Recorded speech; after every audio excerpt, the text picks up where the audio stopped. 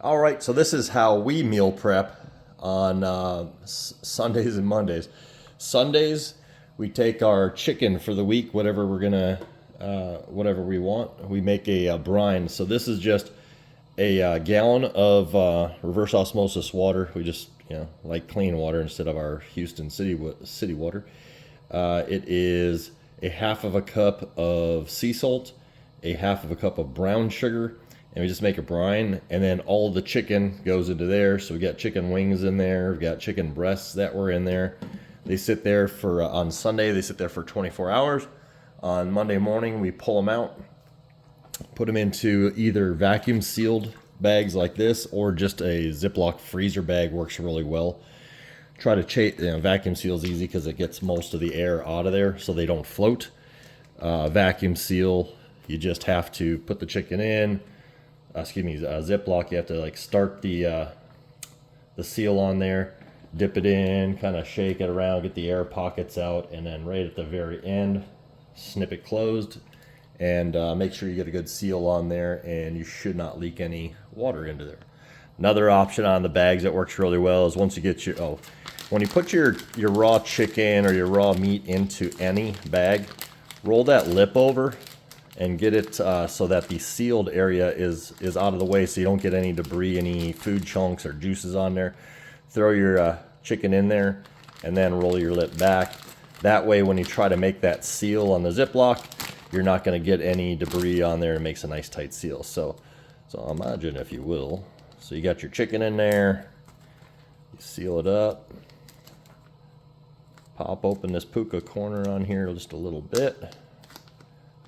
Throw preferably a disposable straw because they collapse nice and easy. And then I seal that around there. Now you can suck the air out of there, and right as it gets down to the point where it's about to suck raw chicken juice or whatever into your mouth, you can just zip it this way, zip it that way, and throw in your water, and you're done.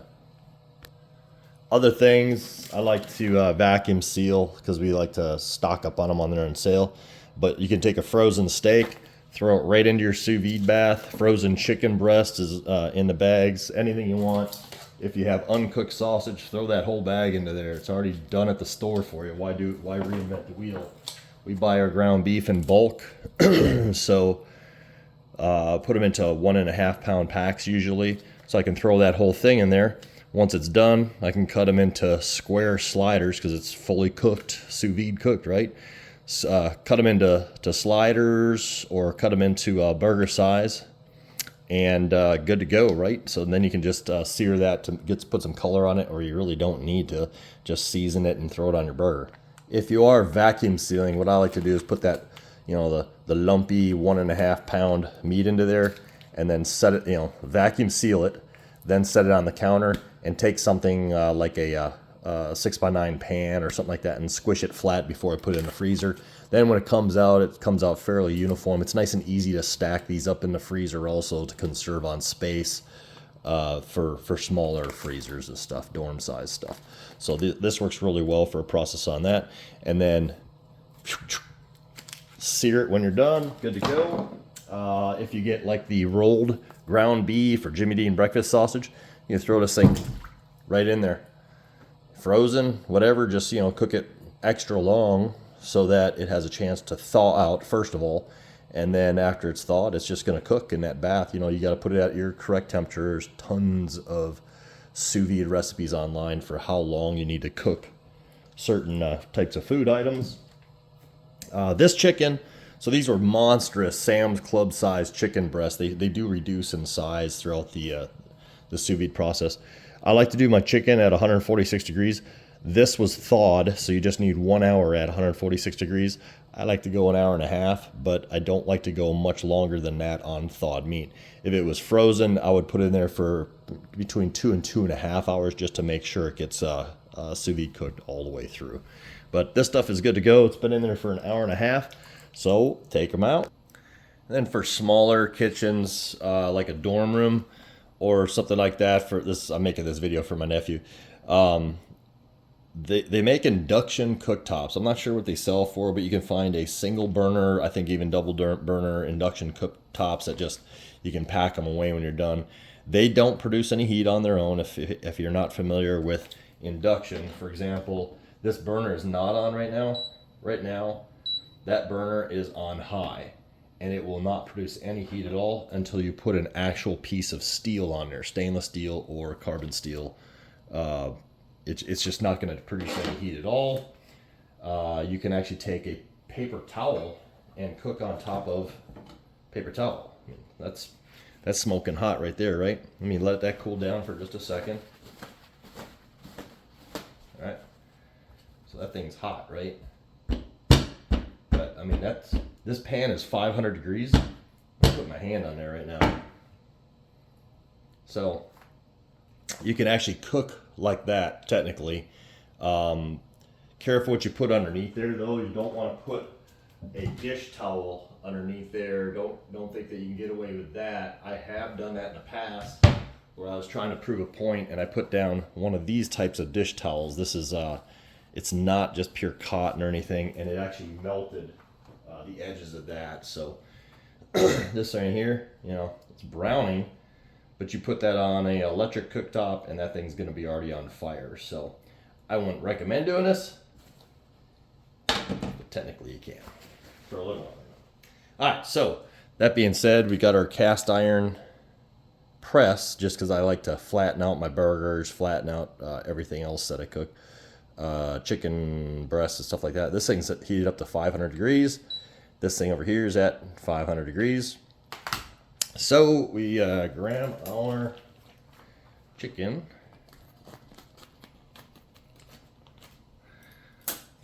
Dump this in the sink.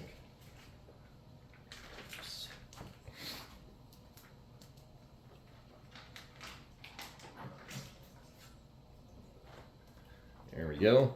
We got olive oil in here. These from Amazon, those things work really well, or for smaller cooking settings like dorm rooms. This aerosol stuff from Sam's Club works really well as well. It's a little bit too hot, actually, to be putting olive oil on this right now. The smoke point of olive oil is a lot lower than I have this skilled at right now. Since I brine this, it already has enough salt in there for me, but I like to swish down that fat end on this chicken to make it a little bit thinner. And also another thing that this does is forces a little bit better sear mark on there a little quicker, because we don't want to cook this thing again. We just want to get a dark appearance look on this one. That's all we're going for, is appearances right now. All right. That.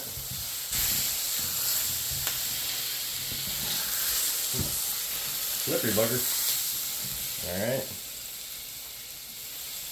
That, and a little more black pepper on there. But you can put any seasoning that you want, lemon pepper, kicking chicken, whatever you want to do. And now when I push down this time, I'm going to squeeze it back and forth. I like to rip open the ends a little bit on that breast. It'll kind of peel apart the fibers and get just a little better sear on there. That's it.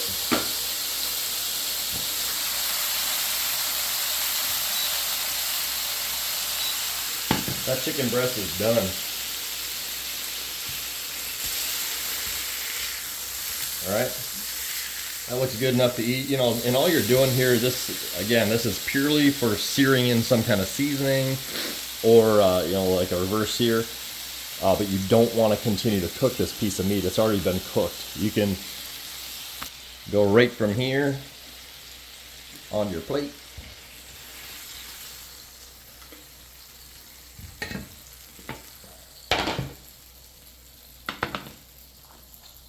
To serving or cutting and serving this thing out right away.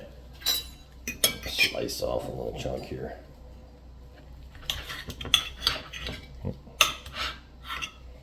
Show you how moist this is. Even at the end here, I mean, this would typically be all dried out, right?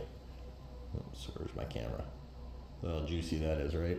So you don't even have to wait for this to redistribute. Like if you grill chicken, of course, you gotta let it rest for a little while. But This is just moist as it gets. I mean, and really, really well flavored since it's been brined. It pulls that salt and a little bit of that sugar all the way through. And that is how we meal prep here.